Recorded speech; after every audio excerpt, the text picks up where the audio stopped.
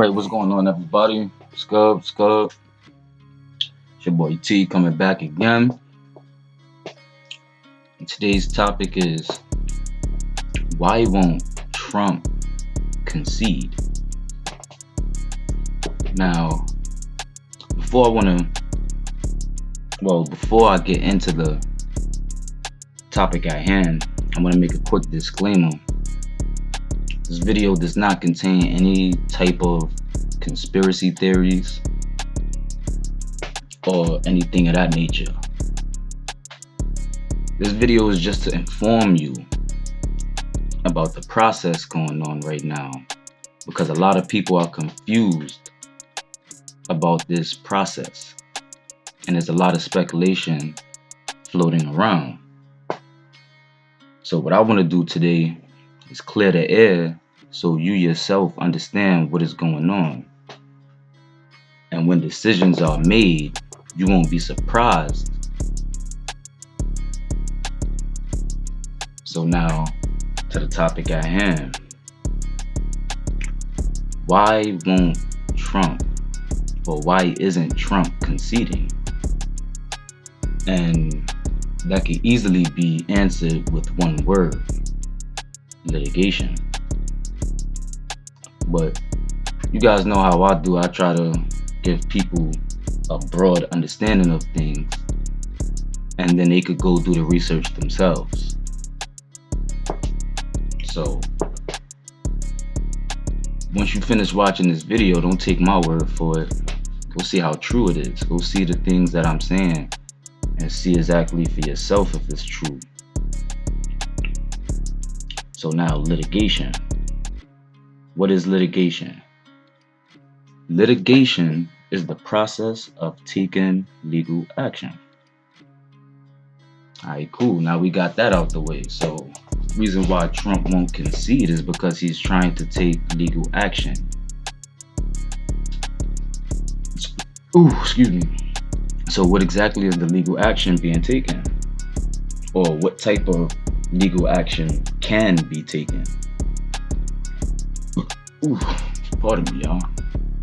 So now I want to start off by grabbing this article from BuzzFeed News, and it was created, I believe, last month. And it reads, so what if Trump claims he was robbed? Discussion with constitutional experts reveal how a single governor's decision could spiral into each side blocking the other from seizing the White House. It's a scenario made possible by the Constitution's 12th Amendment. Now, what exactly are they talking about? We'll get to that in a moment. We have an advantage if we go back to Congress, Trump told his supporters at a rally in late September in Pennsylvania. And he's right. The 12th Amendment paves a way for the possibility that a minority of Republicans in the House of Representatives could give the presidency to Trump even if Biden wins the popular vote in the Electoral College. Now, whoa, let's stop. What exactly are they talking about? What is this reference to the 12th Amendment that they're speaking of? And how does it create a possibility for Trump to still win even if Biden wins the popular vote in the Electoral College? So what I want to do now is grab the 12th Amendment and highlight exactly what they're speaking of. So now, just want to show you guys the website I'm grabbing this from, so you know it's not some random blog site. Constitution.congress.gov. And I want to highlight this specific segment. Now you can read the rest of this for yourself. I mean, the beginning portion is speaking about the Electoral College. Like I said, you can read this portion yourself. I mean, you can read this page yourself, but I want to just highlight something real quick so that we can get a clear understanding of what this process they're speaking of is. So now, the person having the greatest number of votes for president, meaning electoral college votes, shall be the president. If such number be a majority of the whole number of electors appointed. If no person have such majority, then from the persons having the highest numbers, not exceeding 3 on the list of those voted for as president, the House of Representatives shall choose immediately by ballot. Oh, sorry, I got lost for a second. By ballot, the president. But in choosing the president, the vote shall be taken by state, the representation from each state having one vote, as you can see. So now, what exactly does this mean? Seems a little confusing, so I'm gonna try to, make it a little simple for us simple people, that are not scholars, because I'm not a scholar. I'm just a simple guy trying to get an understanding of all these things. But in a nutshell, what this is saying is that for any reason, if the electoral college cannot come up with a agreement, or if they cannot produce the proper amount of votes for a candidate to be named president, then there's a process that happens where basically each state has one vote, and the House of Representatives, let me grab it. And the House of Representatives shall choose immediately by ballot, but this is something that they don't do on their own accord. They do this with the state, and it represents one vote. So what exactly is this talking about? How does this affect the election? Because many people would, say Biden already reached 270, But what they don't realize, well, not everybody, not all, but many people don't realize that what we saw in the news was only a projection of each state. We have to find out which states actually solidified their electoral college vote. Now, what I did was I went and I created my own map, just as media does, all the news outlets. And I went and solidified myself who is winning in each state and who will possibly have these electoral votes. Now, I know. A lot of people not gonna like this map. But before you shut the video off because you see this map, as I said, this is something that I put together from going to each state and seeing what's officially going on. As I said, each state actually has, well, as a matter of fact, let me just explain for a moment why this map looks this way. Now, you have what's called the state chief officer of elections, and those are the people who actually solidifies all the ballots and basically produce a electoral college vote. Now, some states they don't have a election chief. What they have is a system where the Secretary of State basically assumes that role. Now, to explain my map versus the projections that was given to us from media,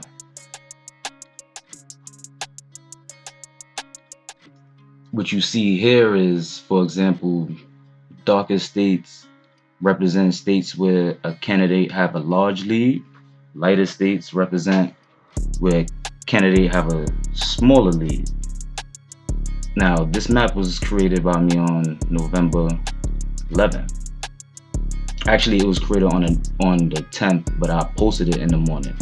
I made it that night. So now, why does my map look the way it looks? Gray states are the states that are currently going through what's called litigation. And one thing I have to say, this should say 28. Actually, I forgot to give these two, but I want to give you guys an example of why I created my map to look this way. Let's take Arizona, for example, the state of Arizona. As you can see, azsos.gov, Secretary of State, Arizona Secretary of State.gov. 2020 general election hand count results, the summary of hand count audits 2020. And as we can see, not all the counties have completed their hand counts. So what this means is that they have not produced an electoral college vote. Now, okay, some might say you could still give it a specific color.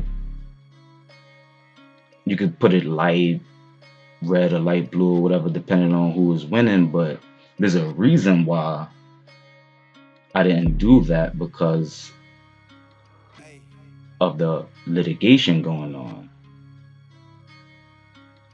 So now, let me give you an example of the litigation that's going on.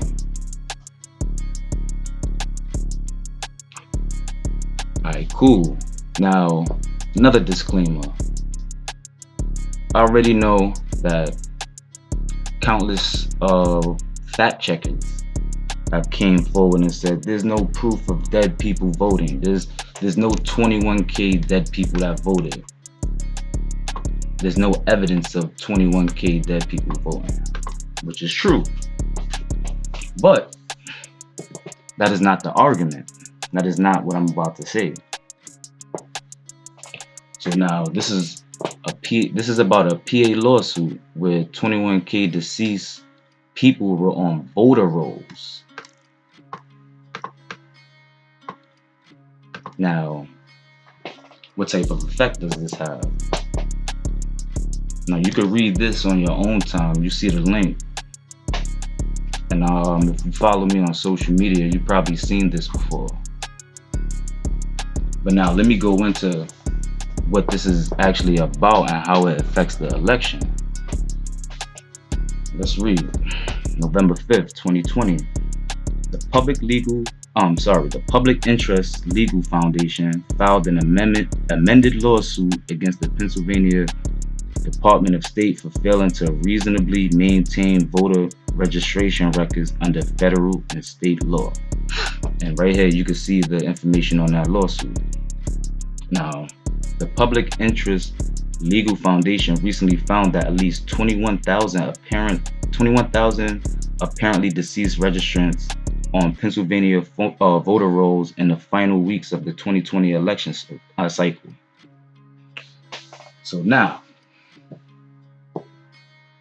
what is this about? And why is this an issue?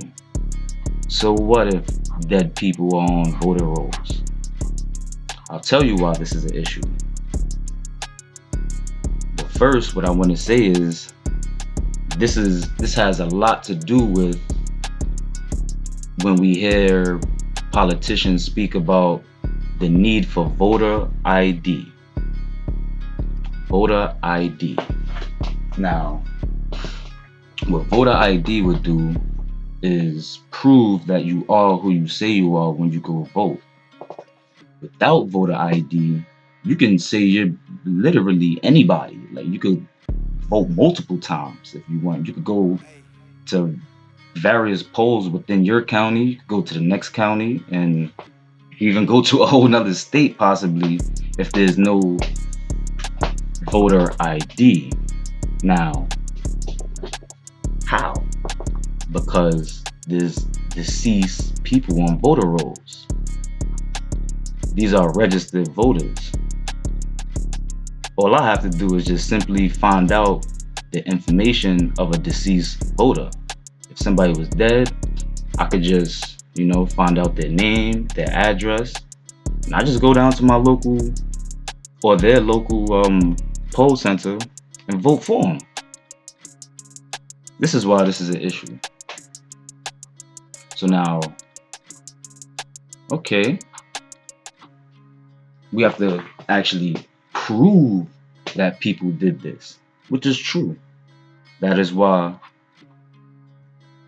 I still have it gray.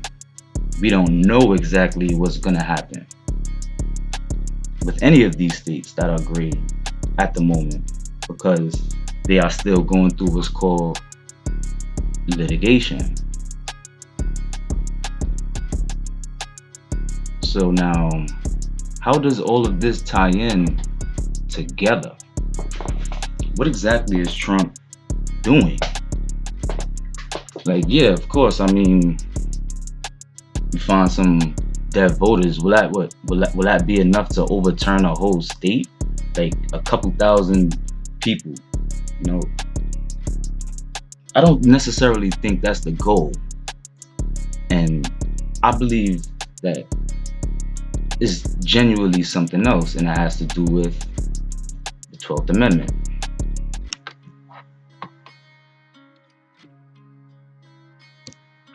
Now, of course,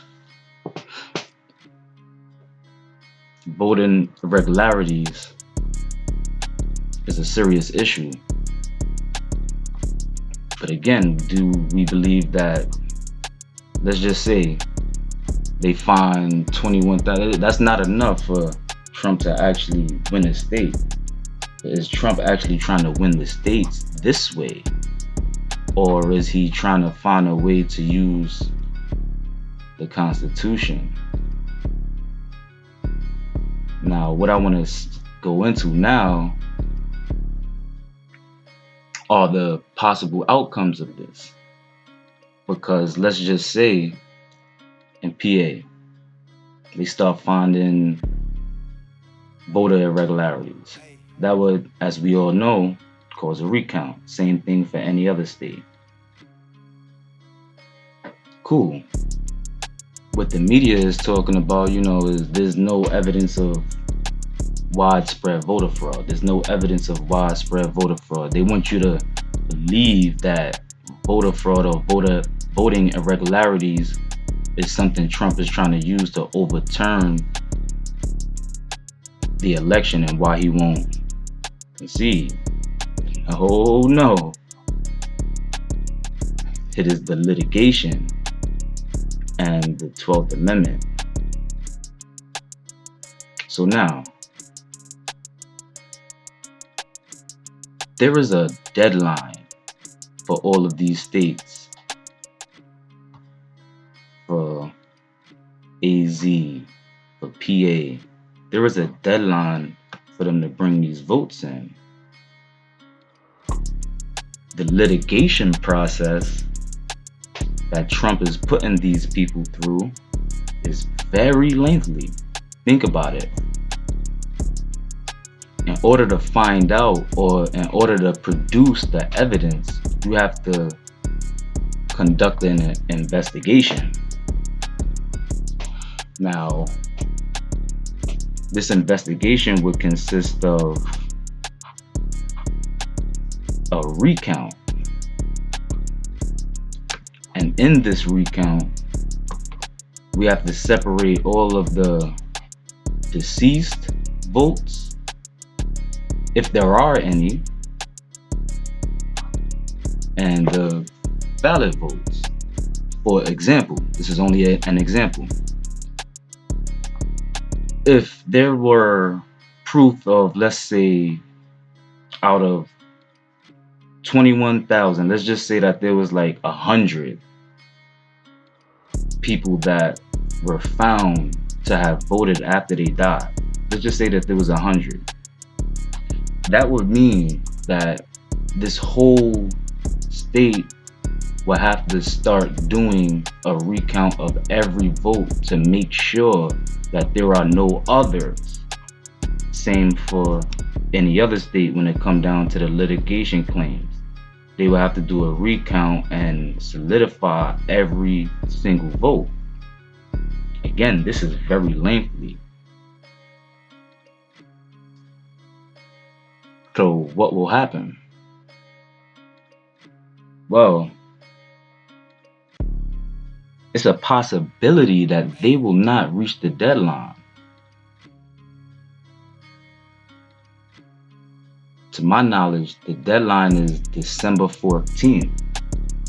And a week before December 14th, if these states do not solidify their electoral college vote,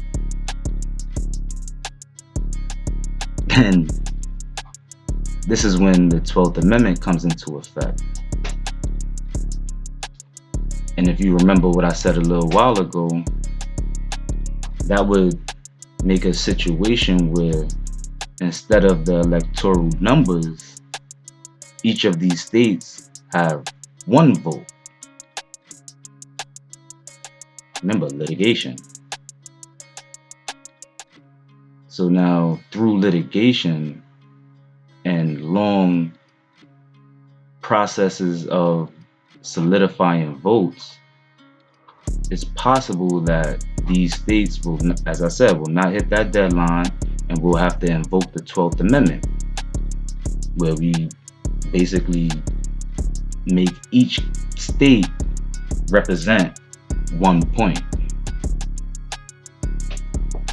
So now what does this mean?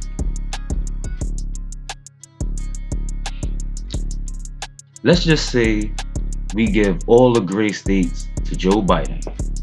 Let's give Joe Biden all the gray states.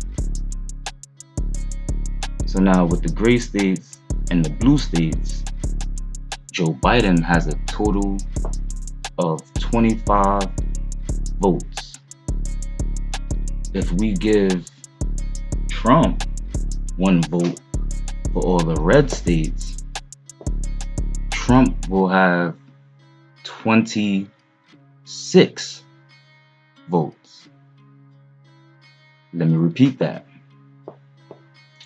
Biden will have 25 votes and Trump will have 26 votes. Of course, that's if, we give Biden the grays, you can have those gray ones.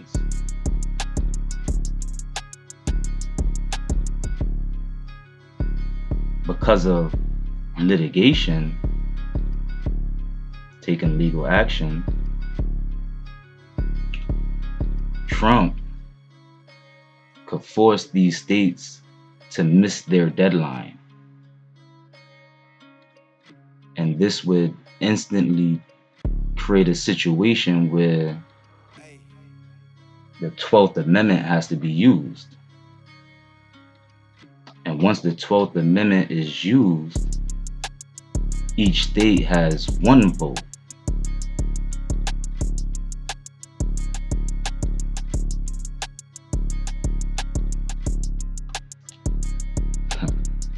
I like to call that chess, not checkers.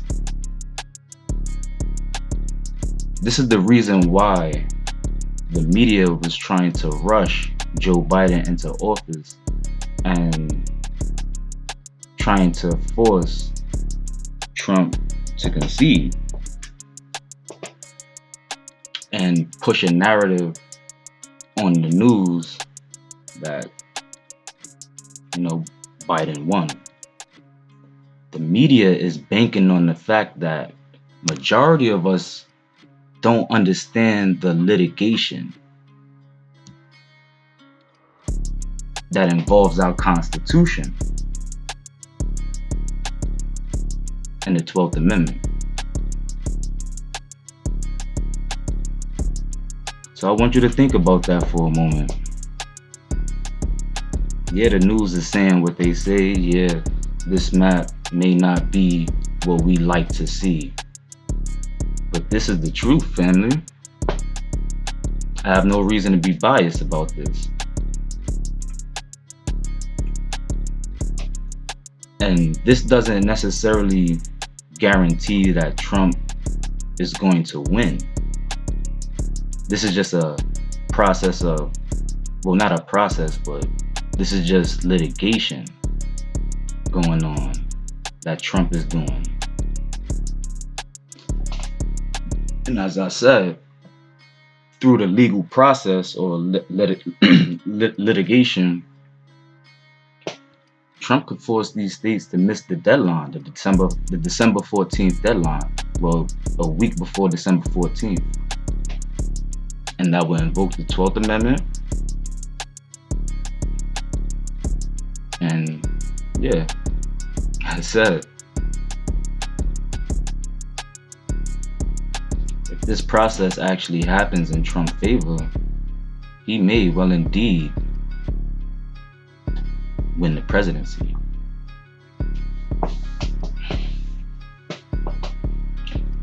So again, hope this video was a little informal to help you guys understand what's going on right now. It's a lot that the media is not telling us, and they just want us to accept their projections, and they want you to feel as if Trump is being unreasonable.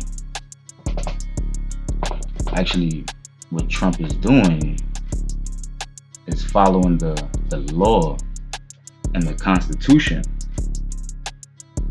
And he is strategically placing himself lawfully in a position that he can win.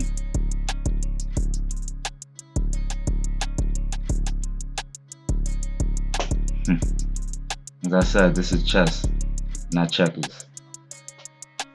Catch y'all next time.